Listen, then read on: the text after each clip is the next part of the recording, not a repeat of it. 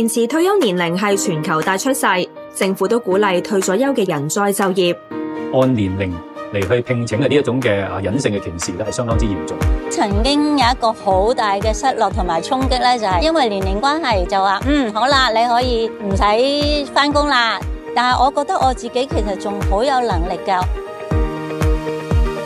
我好熱愛呢個工作，令到我有返自信。越做咧就越起勁，亦都好開心。透過我哋嘅經驗，我哋其實可以做到好多嘢嘅。佢哋嘅智慧啦、人生經歷啦、工作態度亦都好好。我哋未必一定揾翻以前做開嘅工作或者適合嘅工作，甚至冇可能要接受一啲未做過嘅嘢。但係最重要咧就係盡心去做你自己應該要做嘅嘢，咁就令到佢做得開心，亦都發揮到自己嘅所長。